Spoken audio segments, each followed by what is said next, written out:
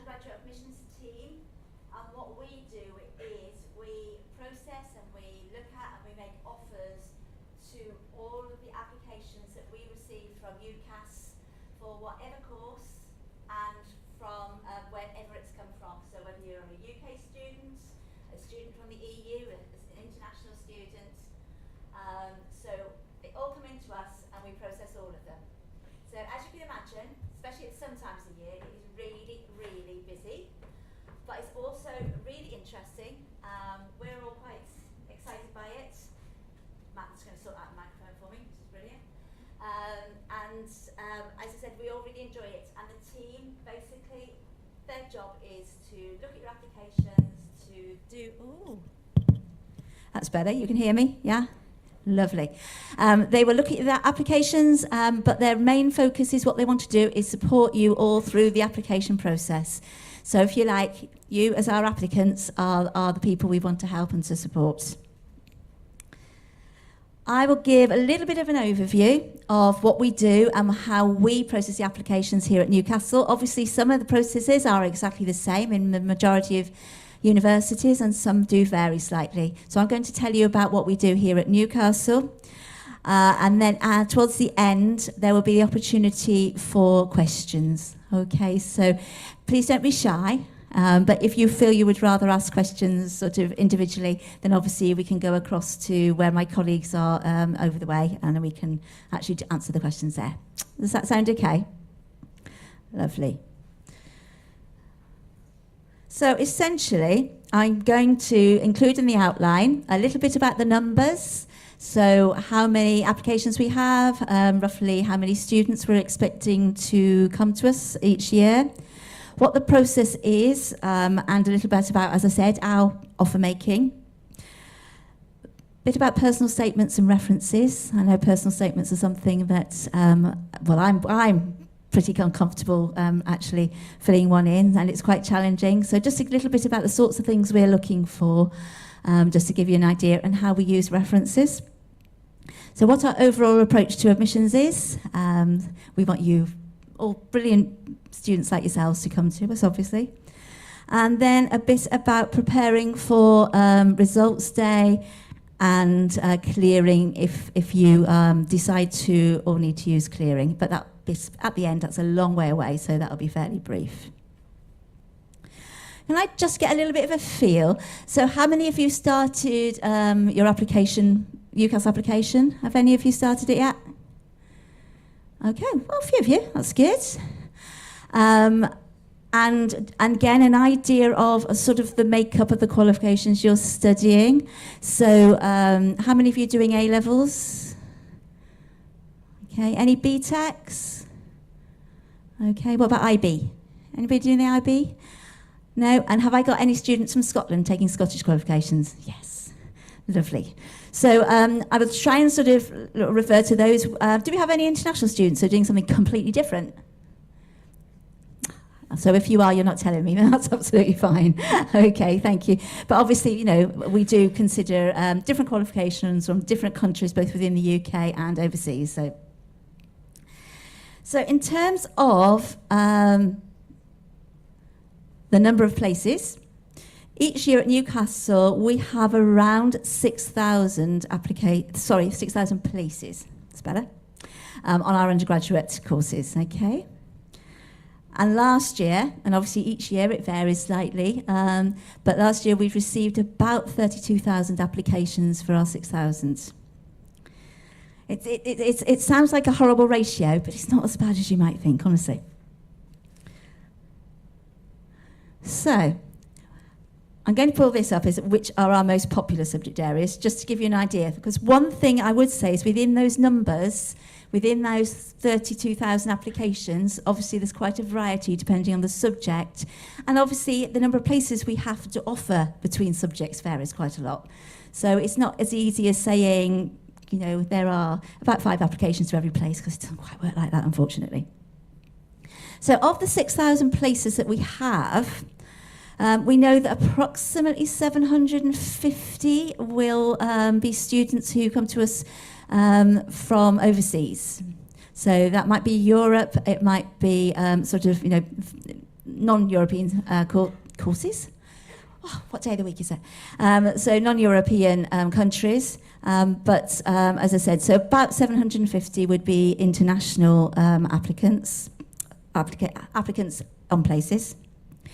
And we've already filled approximately 5% of our places from people who applied to us in the last cycle, so during 2021, who applied to us for deferred entry. So we've already got some people who've got their qualifications and who have decided they're going to come to us this September, next September, for 2022. So as I said, it does vary quite a lot in terms of the subject areas. These identified here are our most popular subject areas over the last couple of years, probably. So they're not in any order other than alphabetical. So, you can't take the fact that, dentistry is the second one down, has the most applications, it doesn't quite work there. So these are the most competitive. So if you apply for these courses, I'm afraid you're likely to face more competition than if you apply to some of our other courses. But at least you're aware, and I'm quite sure a lot of you will be aware of that, even if it's just talking to your colleagues at school and college, and you'll know you've got lots of people who want to do psychology and so on. One example I would show is just how these differ. So for medicine, we have approximately 10 applications for each place that we have, okay? And that's for UK students. That goes up to 24 applications per place for an international applicant. So you can see those are very competitive. However, there is good news as well. If you're interested in applying for some of our engineering courses, for mathematics, agriculture, marine sciences, the competition there is much less. And those, for example, are brilliant courses for going on professionally, vocationally, so really good for the job market. So it depends what you're looking for, and obviously we've got things in between. So just be aware that different courses will have more competition.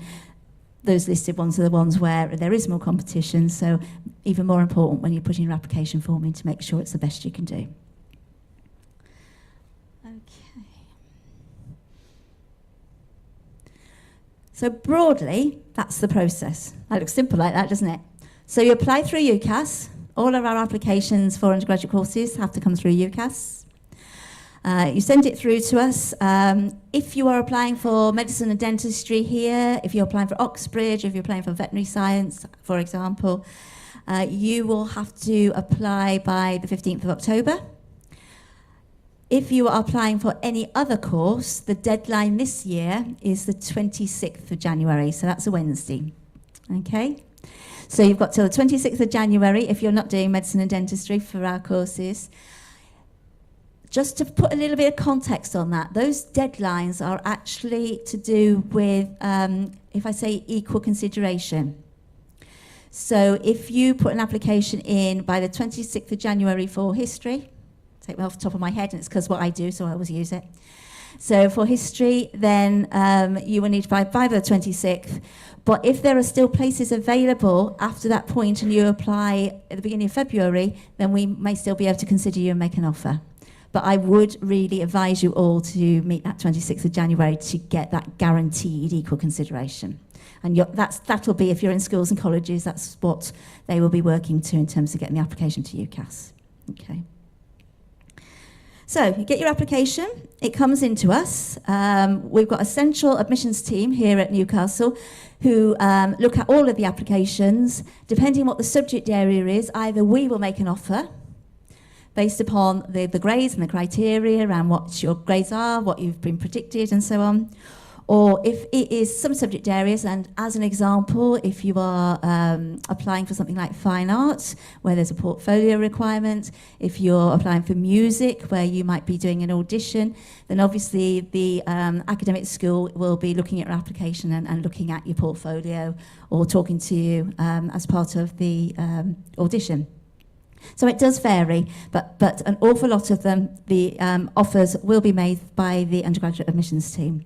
And that very much reflects practice across different universities. So we do a bit of both, okay? So hopefully we'll look at your application form and we will make you an offer. That's the aim, we'll make you an offer. So you'll get an offer from us. When you've heard from all, and I'll say 5, I know some of you might do 4 applications, some might do 2, some will do 5, but when you've heard from all of your applications, it's then over to you to decide where do you want to go. You will have the option depending on what sort of offer you've got. So it does vary if you've got an unconditional offer slightly to if you've got a conditional. But if you're waiting for your results and so forth, it's likely to be conditional offer. So you will look at your offers and you will decide where's your first choice. And that one you will accept by UCAS as your firm choice. So that's your first choice. And you will probably also have the option of a second choice course or university, where it will be called your insurance choice via UCAS. So you will be holding probably those 2 offers, a firm and an insurance. And then your any other offers you've had will be declined, so you'll be left those 2. So that bit's quite straightforward. This next bit sounds even more straightforward, and I know all the hard work and everything you're putting in at the moment, it's probably far from it. But you'll get your results, you meet the entry grades, so you've passed, you've got the grades you need, and you're in.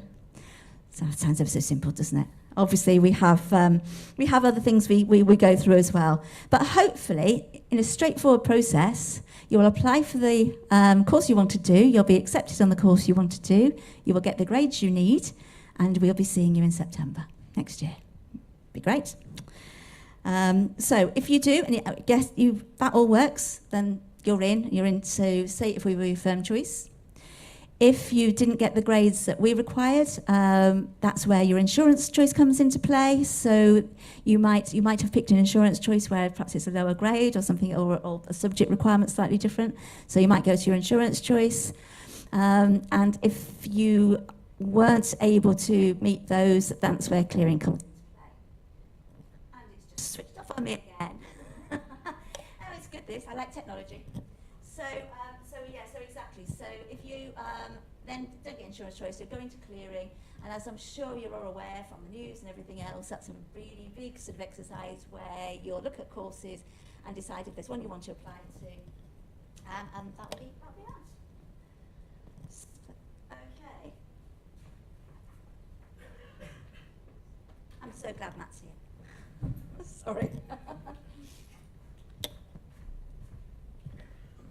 So when we're making offers, it's not as simple as you apply, you get the grades, or you're predicted the grades. Obviously, that is absolutely something we look at. So we'll look at your predicted grades, or we'll look at the grades you've already got. Thank you. You wouldn't believe that actually I'm not too bad technology-wise, but I've made a right mess of it today, I can tell you. Make sure when you do your research you have looked at all of the requirements and there isn't anything that sort of slips past. GCSEs is one of the ones that sometimes does get lost. Everybody's looking at the A-levels, but suddenly people realise that actually I do need a GCSE maths as well. Make sure you have a really good look at the entry requirements. So 2 stages to our decision making. So the first is making the decision to make you an offer or not, we've spoken about. And then the second bit is about whether, after you've got your results, we will offer you a place in July, August, or whenever it is you get your results. So in terms of making sure that you've chosen the right course, as I've said, make sure you look at all the information. I'm sure there's several of you in here that want to do psychology, am I right? Yeah? There are lots and lots of different psychology courses which have specialisms in different areas of psychology. Make sure the area that you want to do is the one that you want to do. So, and obviously there are other examples of that across different universities and different courses. So just make sure you've got that right. You know exactly what the entry requirements are. You've checked it. You're studying the right subject areas, and hopefully you're predicted the right level of grades.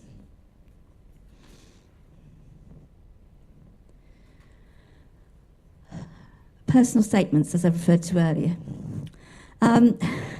These are quite hard to do, aren't they? Because you've got a really small amount of space in which to essentially sell yourself. They are really important. Your teachers, I'm sure, are telling you how important they are, that you must get them right. But depending on what course you are, there might be lots of things you want to include, but you don't have the space to do it. So a couple of things is obviously it's about, showing us you're enthusiastic about your subject. Tell us why you want to do it, what it is that you like about medicine. If you have done any work experience, I was almost a bit loath to leave this bit in because obviously this last couple of years it's been quite hard to get work experience, hasn't it? And we do recognise that and we are taking that into account. But if you have been lucky enough to do work experience, then obviously please do tell us about it. Skills and personal qualities. So tell us a little bit about yourself and if you've got any other skills. It's useful to know. I would say don't do it at the expense of telling us about your course and why you want to do it, though. So if your space is running out, just have a think about particularly competition and other people and what they might put in. So we're really interested to know about you. We're really interested to know about your personal qualities, but obviously it's a balancing act. A bit of personality. The bit of personality is brilliant. Just be careful how you portray it. Don't use humour too much because what I find funny might not be what you found funny. Just have a think about it when you fill the form in. But it's also the opportunity if you want to do, if you want to take a deferred year, if you want to take a year out, again, tell us about it there and actually tell us what you're thinking about doing. Now, you don't have to be doing a sort of something which is directly related to your course. If you are, lovely, that's fine, tell us about it. If you decide that you want to take a year out because you want to go and save some money by working towards your fees, that's perfectly acceptable as well. And particularly now, that's people do it. So, but just tell us a little bit about your deferred year so that we're aware of what it is you've got in mind while you're doing it. One thing about personal statements, just to be aware, if you're not, I bet your schools have told you this anyway. UCAS have a piece of software which essentially identifies if you have copied the content from the web or from another personal statement, and they will flag it to us. So I will get an application form that's got lots of red on it. And that's essentially is because the same phrases, the same paragraphs have appeared either in another statement or it's off the web they found it. So be careful. Don't use other people's information. And the other thing to do is just get somebody else to read it. I know when I write things that sometimes I read what I expect to read as opposed to what's actually on the page.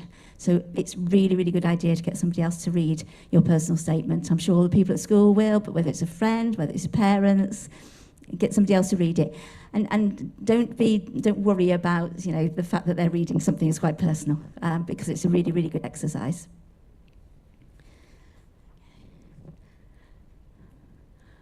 References, do they count? We see a lot of references where they're all really glowing. I mean, your teachers want you to be accepted. They want you to obviously get onto the course that you've applied for. But outside that, they are very, very useful to us to give a little bit of context about where you're studying, whether or not there have been any problems along the way, and that might be for yourself or it might be in the school. I mean, example, if there was one of your teachers was ill and it took a little while to get a replacement, something like that, that's an opportunity for us to be told about that. So it's very useful. I'll mention mitigating circumstances, extenuating circumstances, depending on what phrase you use. If you have anything which has impacted on your study, yes, it could appear in reference, but it could be separate. Do tell us about it because we can't take it into account if we don't know about it. So the earlier that we know about it, the better. Even if we don't act on it until after results, at least if you told us about it, we've got that information to act on it. So, as I said, I've included it as part of the reference, but it could be a separate communication you sent to us. Okay. So the second bit, you've had your offer, you've accepted it, I would hope you've accepted our offer as firm choice. That would be really good. And then you get your results. So your results, if you're doing IB, the results will be July. If you're doing BTEC or A-levels or Scottish qualifications, it's August. The Scottish date for publication of results is the 9th of August. For A-levels and BTECs this year, it's going to be the 18th. So that's the publication date when you get them. I'm sure you won't be all that surprised to know, but we do get them a little bit earlier because we have the opportunity then to go through all of the applications, look at what we've asked you for, see whether you've met it, and if you have, we accept you. And that means that when you look at UCAS on the 18th, you'll see whether or not we've been able to accept you or not. And we need those approximately 5 days because it's a really manual task. We have to look at every individual application. I said nobody's managed to invent a really, really good way of doing it automatically yet. So, you know, we spend a lot of time looking at applications. Why it's also important is we have what we call near-miss categories. So if we've asked you for 2 A's and a B, and you get an A and 2 B's, we won't automatically reject you. We will process everybody's results. We will look at how many people have achieved the results against the target of how many people we can accept. And if we've got some capacity, if we've got some space, then we will look at the people who have just missed their grades to see whether or not we're in a position to make an offer. So we call you a near-miss applicant. Another university might call you something different, but we will call that.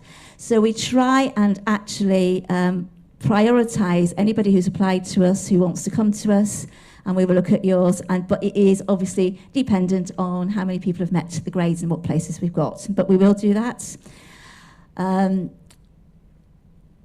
I think it's really important to us that the people want to be here and come here, so hence we will do that. The other thing we will also do is if we aren't able to accept you on a course, we may, again, depends on capacity, we may offer you an alternative course. So that's the 2 things that could happen. And this is absolutely where things like your personal statement, your reference, and everything else comes into play, because we look at everything again. So it's even if it's not quite so important in your initial offer, it's really important at that stage. So make sure that you do the best you can with those.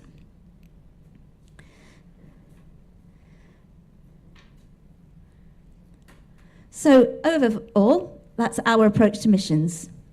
We want to admit great students like yourselves from obviously a huge range of backgrounds, because what we know is that a wide variety of students from different backgrounds, different countries, different contexts, is a really good environment for everybody to be in. We want to give you an excellent applicant experience, and that's where it's about the advice we give you, it's about how we process your application, it's about answering your inquiries, it's making sure that you get the chance to come along to see tutors and so on. If you're made an offer, we want you to have a really good experience. As part of that, we want to make sure you're making an informed choice, that what we've offered you, what you accept, etc., is exactly what you want to do. And that's important, because you're going to spend 3 years or 4 years or 5 years doing this. So just make sure it's the course you want to do and also where you want to be. You know, as somebody, as you can hear, I'm not from Newcastle. I've been here about 4.5 years and I love it. But you need to make sure it's where you want to be. So just make sure that you've taken all those things into account of your choices. We do use contextual information in our offer making, so that's part of where the references might come in to have a look at the background to you. We also have some schemes where, so for example, partners, where students, if they're eligible, may receive a lower offer. So if you think you might be eligible for that, go and talk to our partners team who are here today. And if you choose us as first choice, obviously, this is where we will look at your application again if you don't quite get the grades you want. So we try and treat our applicants, you know, as priority. You know, you wanted to come here. You're our sort of the people we give first choice, first pass. If you don't actually make exactly the grades that we've asked for. I'll mention results clearing. If you obviously don't get your grades and we're not able to offer you a place, or you don't get into insurance, then clearing is available. It's well worth doing some preparation before. As I said, this is ages off for all of you, but it's well worth doing some preparation because you can have a look at the different types of courses, you can have a look at what you're interested in, see what the grades that they're looking for, so that you're realistic. If you do go through clearing, you're realistic about what the entry requirements are you're going to have to meet and the sorts of courses that are available. So it's about some prep. And when you get your results, so that 8:30 on results day was when we opened in August just gone.